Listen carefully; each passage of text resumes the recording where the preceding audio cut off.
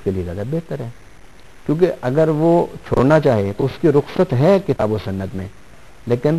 بعد میں جب وہ قضا کرے گا تو اس کی قضا سے اس کی ذمہ داری تو پوری ہو جائے گی، لیکن وہ اس روزے کا اجر و ثواب ایک روزے کا بھی نہیں حاصل کر سکتا، ساری زندگی بھی بعد میں روزے رکھتے رہے۔ ان دونوں کو تو رخصت اسلام نے دی ہے کہ یہ روزہ چھوڑ دیں یا روزہ رکھ لیں،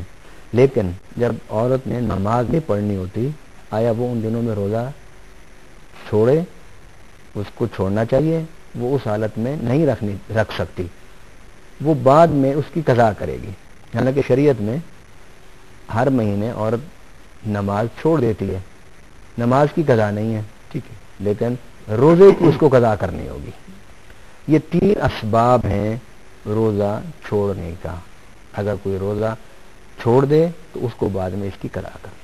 اچھا صاحب، ہماری جو روٹین لائف ایک ہوتی ہے اس میں ظاہر ہے ہم آفیسز میں جاتے ہیں، ہم مزدوری بھی کرتے ہیں، ہمارے کچھ دوست جو ہیں، کچھ بھائی جو ہیں، خواتین جو ہے وہ گھروں میں کام بھی کرتی ہیں، لیکن آبزرویشن یہ ہے کہ کچھ لوگوں میں غصہ اور اشتعال جو ہے وہ اس مہینے میں زیادہ آتا ہے، یا وہ پریٹینڈ زیادہ کرتے ہیں، وہ کہتے ہیں جناب میں چونکہ روزے سے تھا اس لیے میں غصے میں آ گیا، اس لیے میں نے یہ بات کہہ دی، یا وہ جو ان کا روٹین ورک ہوتا ہے اس کو بھی وہ کم کر لیتے ہیں، جیسے اگر 8 گھنٹے کی ڈیوٹی ہے تو اس کو وہ 4 گھنٹے یا 6 گھنٹے کرتے ہیں، باقی وہ کہتے ہیں جناب میں تو روزے سے ہوں اس لیے میں ذرا آسانی اپنے آپ کو دے رہا ہوں۔ اس حوالے سے آپ کیا کہیں گے؟ نبی پاک صلی اللہ علیہ وسلم نے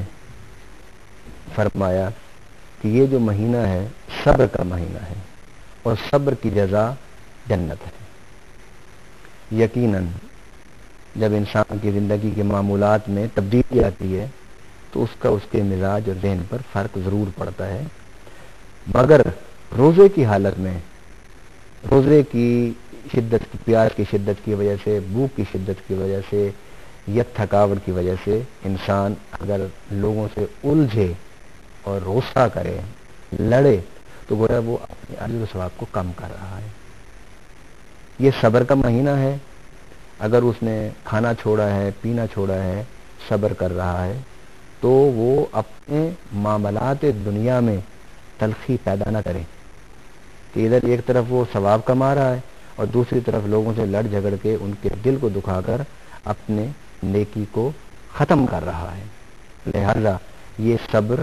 اور شکر کا مہینہ ہے، اس لیے چاہیے کہ انسان اس مہینے میں کسی سے الجھے نہیں، کسی کو برا بھلا نہ کہے، کسی کے ساتھ جھگڑا نہ کرے، یہ بہت ضروری ہے۔ دوسری بات جو آپ نے کی ہے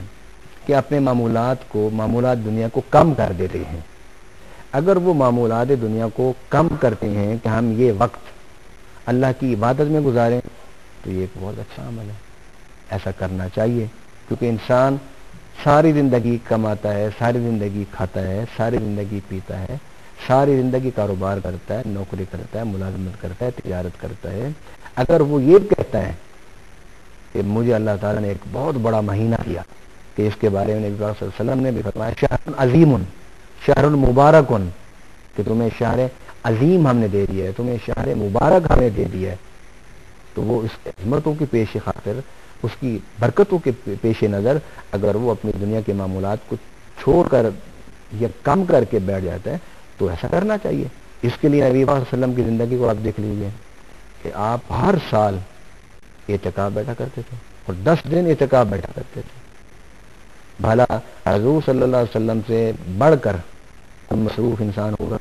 کہ آپ مسجد نبوی کے امام بھی، آپ خطیب بھی، آپ قاضی بھی، آپ مفتی بھی، آپ صدر بھی، آپ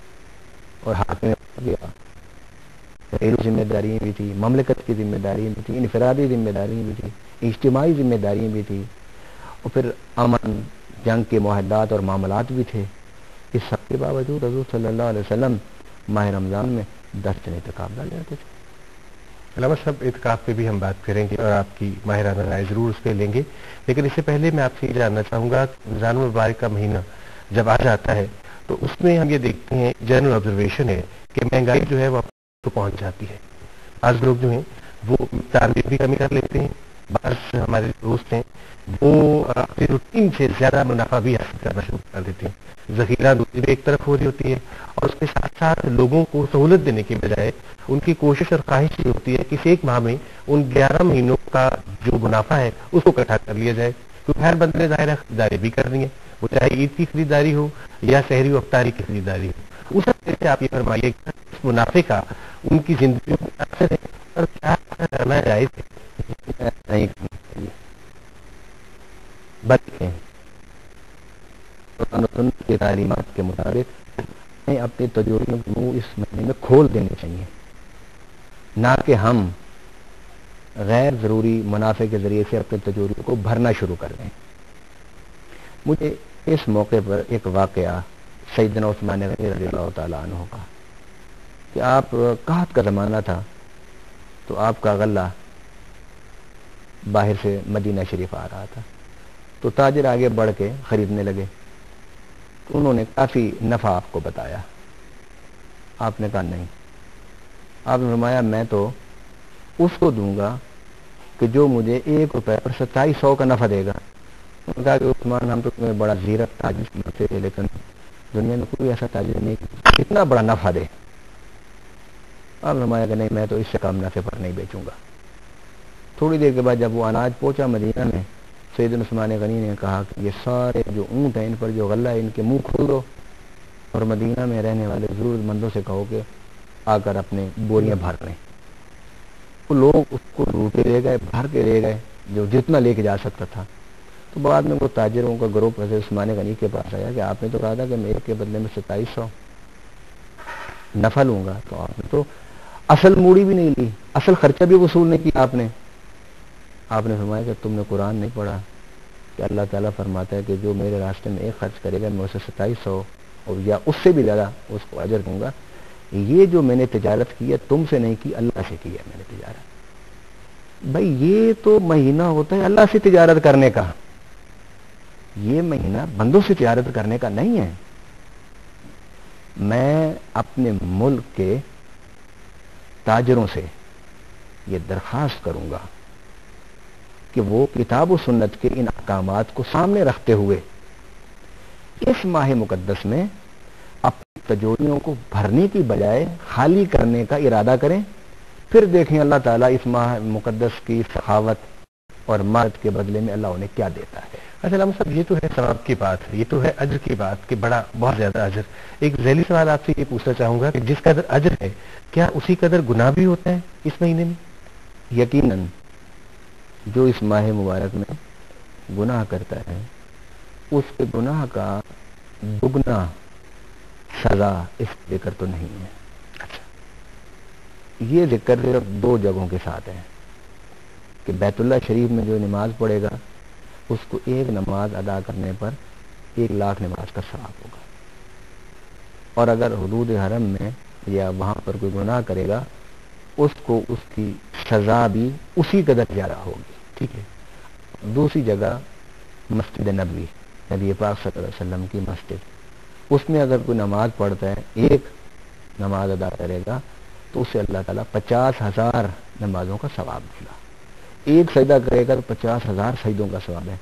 اور اگر وہاں کوئی گناہ کرے گا تو اس کو سزا بھی اسی قدر ہی ہے. یہ اجر کی زیادتی اور اس کے بدلے میں گناہ کی سزا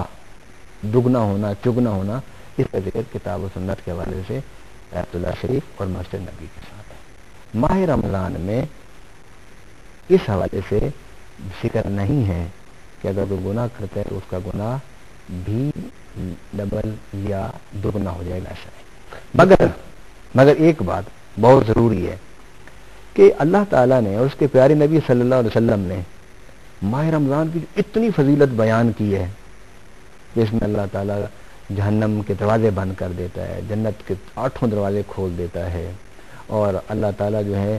وہ اس میں گناہ معاف کر دیتا ہے، اس میں شیاطین کو قید کر دیتا ہے، اس میں جنتیں جو ہیں آواز دے دے کے بندے کو بلاتی ہیں، اور اس میں مرنے والا بندہ وہ بلا حساب و کتاب جنت میں جائے گا. یہ جو اتنی ساری خوشخبری ہیں، ان خوشخبریوں کے ہوتے ہوئے